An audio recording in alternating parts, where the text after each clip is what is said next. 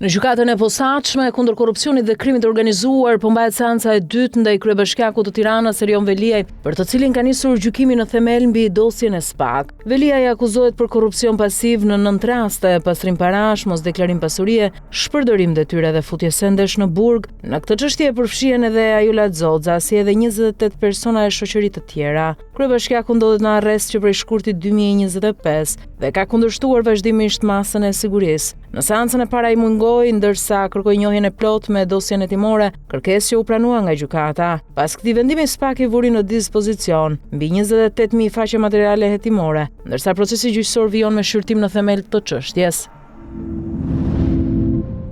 Ish-presidenti Ilir Meta mbetet në arrest me burg pas vendimit të gjykatës së posaçme për të refuzuar kërkesën për zëvendësim të saj. Meta ndodhet në paraburgim që nga tetori 2024. Avokati i tij Kujtim Cakrani ofroi garanci pasurore 50.000 euro për një masë më të butë sigurie, por gjykata e rrëzoi propozimin. Ai tha se betejë ligjore do të vazhdojë dhe do të kërkojë gjykim në themel. Gjyqi në themel do të nisë javën e ardhshme ndaj Ilir Metës, ish bashkëshorte së tij Monika Kryemadhi, nënës së saj Fatime Kryemadhi dhe ish zyrtarëve Piro Xhixho dhe Ema Çoku për pastrim parash, korrupsion dhe fshehje pasurie lidhur me aferat Çezdia dhe lobimin e LSI-s në SBA.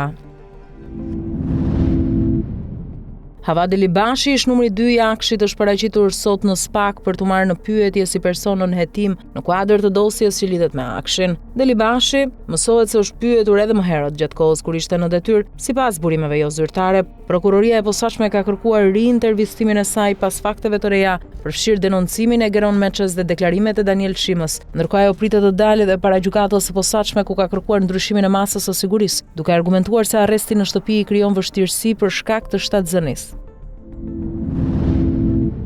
Mark Nika, xhaxhai Alex Nikës, ishte sot në SPAK ku zhvilloi një takim me kryeprokurorin Klodian Braho, lidhur me ecurinë e hetimeve për dosjen e 21 janarit. Pas daljes nga SPAK në një prononcim për gazetarët, xhaxhai Alex Nikës e cilësoi hetimin si të përcipt dhe ngriti shqetësimin për mungesën e rezultateve konkrete edhe pas 15 vitesh nga ngjarja.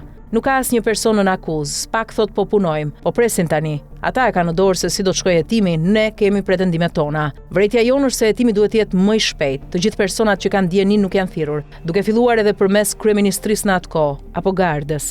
Është krim i rënd, do e ndjekim në vazhdimsi derisa të zbulohet e vërteta. Ne kemi kërkuar për shembull ish sekretarin e Këshillit Ministrave, punonjësit e serverëve të IT-s, nuk janë thirrur. Nuk e di pse thonë që janë të panevojshëm. Hetimi është i përcip për mua, 15 vjet janë shumë. Ne do të marrim të gjitha masat që çështja të zbardhet. Kaseta është për riekspertim akoma nuk e ka dërguar. Kërkova unë që të takohem me zotin Braho. Nuk na zë vendi kur presim. Kjo çështje duhet ishte përfunduar, është e papranueshme, sepse të gjithë shqiptarët pyesin se pse nuk shkojnë para gjyqit vrasësit. Aty dallohen vrasësit nga organizimi i protestës. Përgjegjës së shteti nuk e bën organizimin për të shkuar për t'u vrarë. U shpreh para gazetarëve. Xhaxhai Alex Nikës, Mark Nika.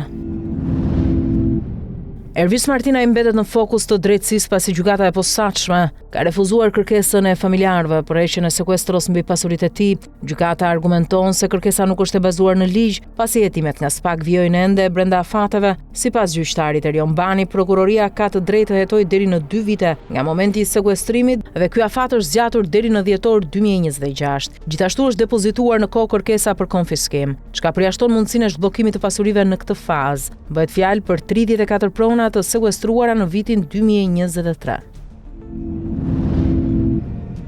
Altin Hajri dënohet me burg për jetë nga gjykata e posaçme kundër korrupsionit dhe krimit të organizuar për rrëmbimin dhe zhdukjen e Young Prengës, ngjarje ndodhur më 17 janar 2020. Hajri ishte në Arati që nga qershori 2017 dhe ishte dënuar më parë në mungesë për vrasje të mbetur në tentativë dhe armbajtje pa leje. Ngjarja lidhet me një sasi kokaine të vjedhur në portin britanik Portsmouth. Prenga dyshohet se ka humbur jetën nga dhuna gjatë rrëmbimit, ndërsa trupi i tij nuk është gjetur ende. Për pengmarrjen u arrestuan 4 persona: Ulsi Turja, Bajram Elton dhe Leonard Hajri nga Shijaku. Hajri ka lidhje të mëparshme me trafikun e drogës, duke u përfshirë në operacionin Enigma të vitit 2015 dhe është akuzuar edhe nga Guardia di Finanza e Venecia si një nga krerët e organizatës kriminale që transportonte heroin nga Afganistani drejt Italisë. Për rrëmbimin dhe zhdukjen e Prengës është hetuar edhe Dritan Rexhepi, i cili mohoi përfshirjen e tij, duke deklaruar se në kohën e ngjarjes ndodhej në burg në Ekuador dhe nuk e njihte Hajrin dhe bashkëpunëtorët e dyshuar.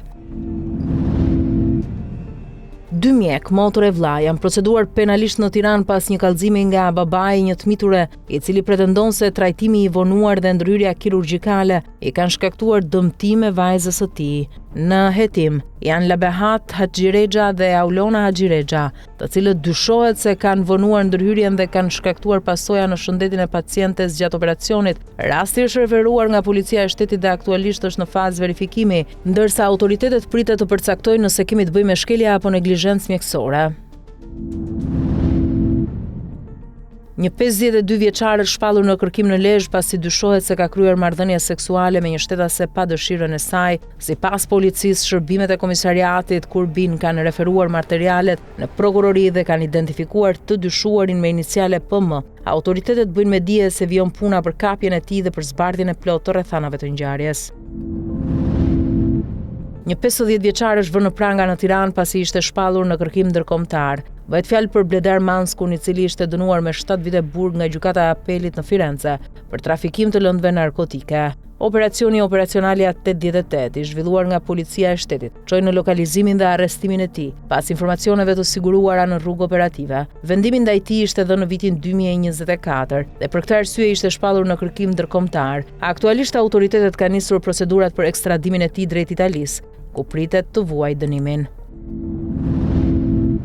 Një ngjarje e rëndë ka ndodhur në rrugën Myslimketa në Tiranë, ku një 50 vjeçar dyshohet se ka tentuar të jap fund jetës duke vënë flakën vetes me benzinë brenda automjetit të tij. Personi është gjetur në gjendje të rëndë dhe është dërguar menjëherë në spital, ku ndodhet në kujdes intensiv nga mjekët. Policia ka nisur hetimet për të zbardhur rrethanat e plota të ngjarjes, ndërsa deri tani nuk ka detaje të tjera zyrtare mbi shkaqet që mund ta kenë çuar në ndërmarrjen e këtij akti.